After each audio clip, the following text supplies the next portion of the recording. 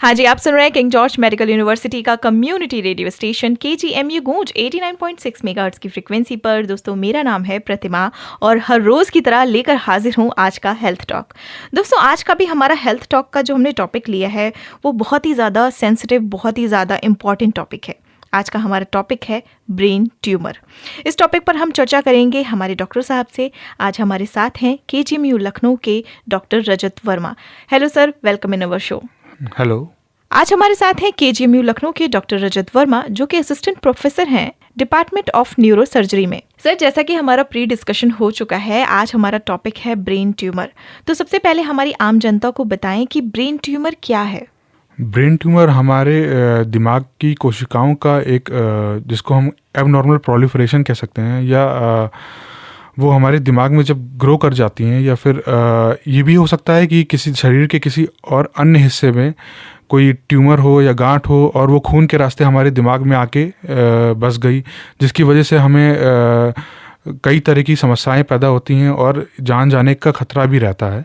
तो उसे हम एक कॉमन लैंग्वेज में ब्रेन ट्यूमर बोलते हैं। जी सर, देखा जाए तो आजकल बहुत सारे लोगों में सुनाई देता है कि किसी के गांव में, किसी के घर परिवार में ब्रेन ट्यूमर हो गया, लेकिन ये ज़्यादातर थोड़ा ज़्यादा एज के लोगों में ही सुनाई देता है। तो क्या ये मैक्सिमम एजड लोगों को होता है या किसी भी एज ग्रुप के लोगों को ये इफेक्ट कर सकता है? जैसा कि मैंने आपको बोला कि ब्रेन ट्यूमर्स दो तरीके के हो सकते हैं। एक तो प्राइमरी ब्रेन ट्यूमर्स होते हैं जो कि हमारी दिमाग की कोशिकाओं से ओरिजिनेट करते हैं, और दूसरे तरीके के वो होते हैं जो शरीर के अन्य हिस्से में होते हैं और खून के रास्ते हमारे दिमाग में पहुंच जाते हैं। तो जो हमारे दिमाग के प्राइमरी ट्यूमर्स होते हैं वो मेनली हमारे ओल्ड एज ग्रुप में पाए जाते हैं, और मेनली जैसे कि हमारे ब्रेन ट्यूमर्स में ग्लायोमास हो गए, तो वो ट्यूमर्स ऐसे होते हैं कि जो हमारे ओल्डर एज ग्रुप्स हैं, जो 50s या 60s में जो पेशेंट्स हैं उनमें ज़्यादा मिलते हैं। और इनफैक्ट जो सेकेंडरी ब्रेन ट्यूमर्स हैं वो वैरी कर सकता है कि जो हमारी प्राइमरी साइट है वहाँ का जो ट्यूमर है वो किस एज में ओरिजिनेट किया है। और ऐसा नहीं है कि सिर्फ ब्रेन ट्यूमर्स हमें ओल्ड एज ग्रुप में ही मिलते हैं। कुछ brain tumours specific to paediatric age group भी होते हैं, कुछ बच्चों में भी मिलते हैं। तो वो जो बच्चों में मिलते हैं वो या तो ज़्यादातर जेनेटिक होते हैं या फिर किसी फैमिलियल सिंड्रोम के साथ एसोसिएटेड मिलते हैं, जैसे कि मेडलोब्लास्टोमास हैं या फिर एपेंडेमाइमास हैं। ये सब हमारे पेडियाट्रिक एज ग्रुप में भी मिल सकते हैं। तो ज़्यादातर ब्रेन ट्यूमर्स हमारे ओल्ड एज ग्रुप में हैं, लेकिन ऐसा नहीं है कि बच्चों में नहीं मिल सकते। अच्छा, मतलब बच्चों में सर ये उन बच्चों में होते हैं जिनके मतलब पेरेंट्स को या उनके परिवार में कभी रहा हो, किसी को आनुवांशिक भी हो जाते हैं ब्रेन ट्यूमर्स। कुछ ब्रेन ट्यूमर्स आनुवांशिक हो सकते हैं, और ये भी सच है कि कुछ फैमिली में रन करते हैं, और कुछ इवन फर्स्ट डिग्री रिलेटिव्स में अगर हैं तो चांसेस बढ़ जाते हैं कुछ ब्रेन ट्यूमर्स के। सर, अगर ब्रेन ट्यूमर्स के सिम्टम्स या लक्षणों की बात की जाए तो कोई व्यक्ति कैसे पहचान सकता है कि उसे ब्रेन ट्यूमर के सिम्टम्स हो रहे हैं? ब्रेन ट्यूमर के सिम्टम्स एज सच दो तरीके से प्रेजेंट करते हैं, और सबसे महत्वपूर्ण चीज़ ये है कि ब्रेन ट्यूमर का दिमाग में किस हिस्से में ब्रेन ट्यूमर है और उसके सिम्टम उसी पे ही डिपेंड करते हैं। जैसे कि अगर दिमाग के उस हिस्से में ब्रेन ट्यूमर है जहाँ पे हमारा दिमाग का जो पानी है उसका रास्ता होके गुजरता है, तो वो क्या करता है कि वो ट्यूमर हमारे जो नॉर्मल रास्ता है पानी के बहाव का, दिमाग के पानी के बहाव का, उसको रोक देता है। और फिर क्या होता है कि दिमाग में पानी जमने लगता है, जिसकी वजह से दिमाग पे दबाव पड़ने लगता है और इसकी वजह से सिम्टम आते हैं। उसको हम जो मेडिकल टर्म में रेज्ड इंट्राक्रैनियल प्रेशर के सिम्टम्स भी बोलते हैं। और वो सिम्टम्स ऐसे होते हैं कि जैसे सर दर्द होना, स्पेशली सुबह के टाइम में, अर्ली मॉर्निंग हेडेक बोलते हैं जिसको हम, और उल्टी आना, और उल्टी कई बार आना, और प्रोजेक्टाइल वॉमिटिंग भी बोलते हैं उसको हम। और साथ में कई बार ऐसा भी होता है कि अगर उसकी लोकेशन हमारे आँख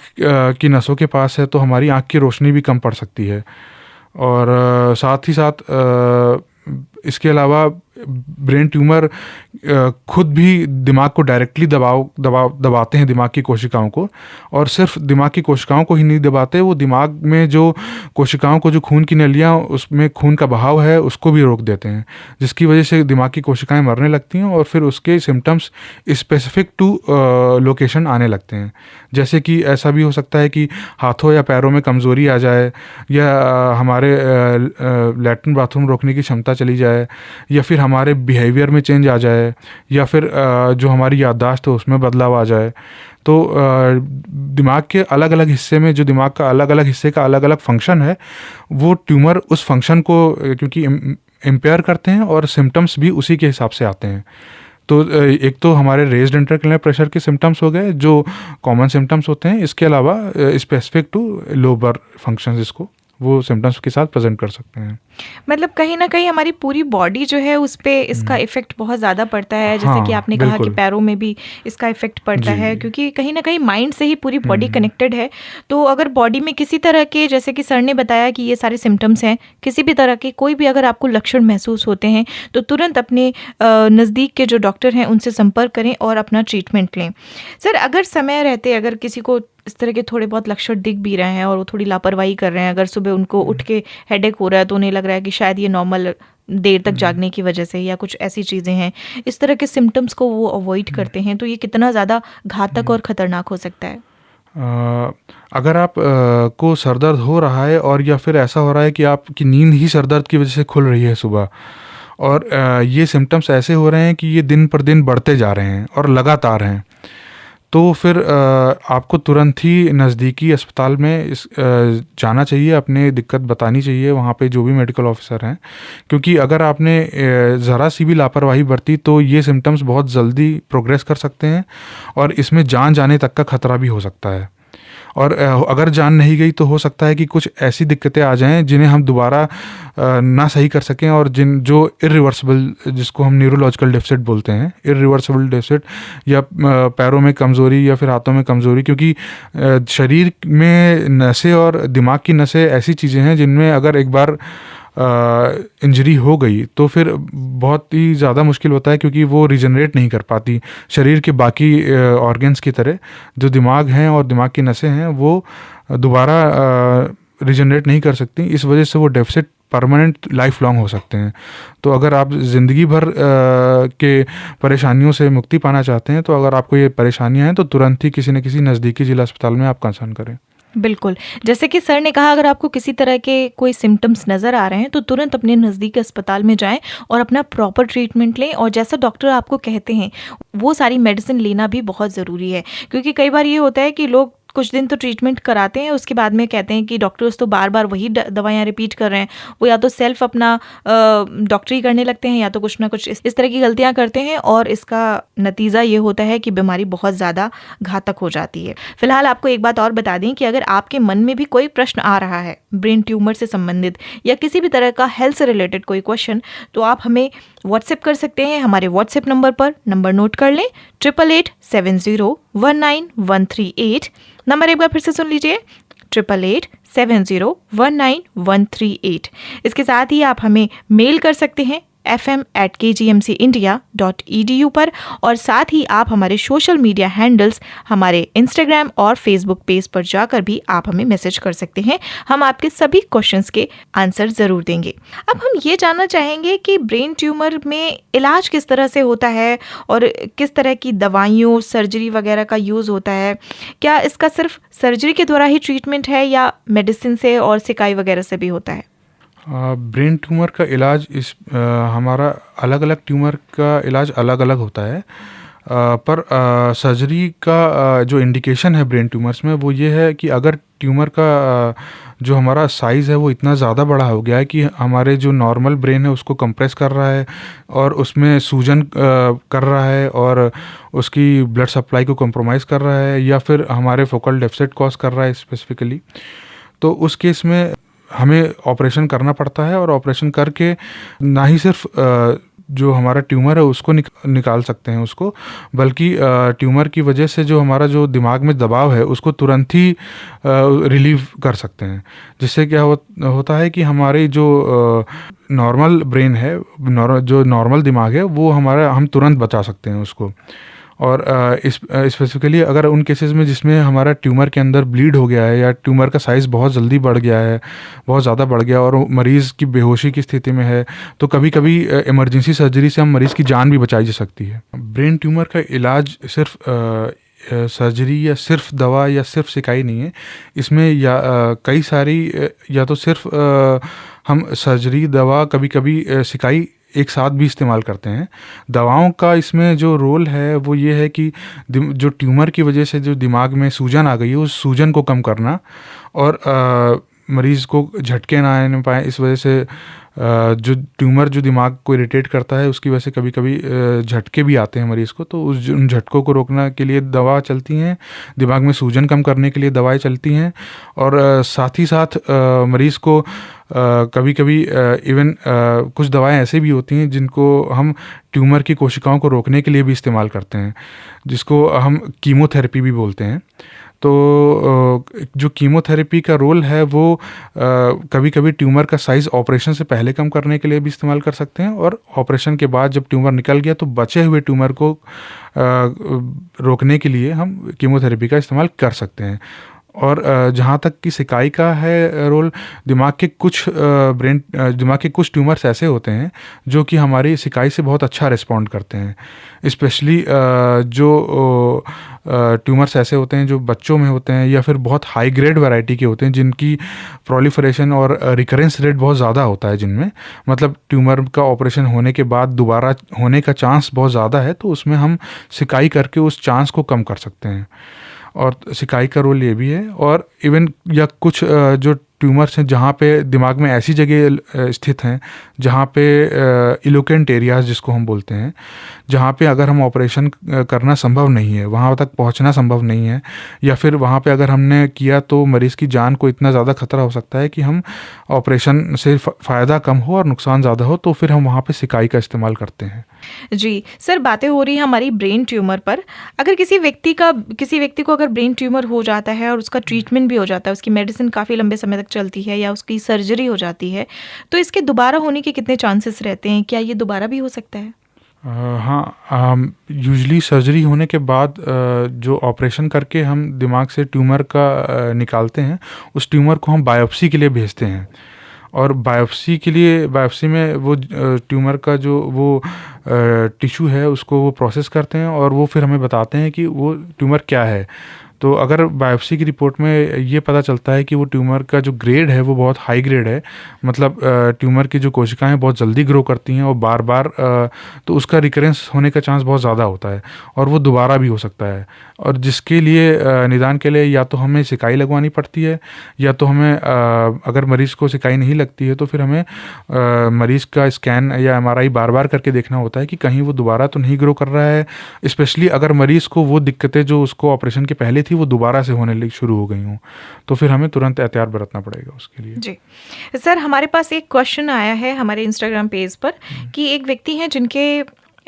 फादर के फादर को, दादाजी को ब्रेन ट्यूमर रहा था और अभी उनकी उम्र मात्र 35 साल की है और उनके सर में बहुत दर्द होता है, तो उन्हें ऐसा लग रहा है कि या उनका वहम है ये कि कहीं उन्हें ऐसे सिम्टम्स तो नहीं है। क्या ये पॉसिबल है सर कि अगर फादर के फादर को रहा है ब्रेन ट्यूमर तो बच्चे में हो सकता है? हाँ, ऐसा पॉसिबल हो सकता है।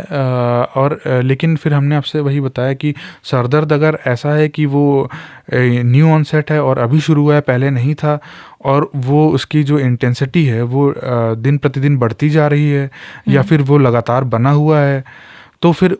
और स्पेशली वो सुबह के वक्त हो रहा है, या मरीज़ की नींद को हैम्पर कर रहा है, या फिर उल्टी के साथ एसोसिएटेड है,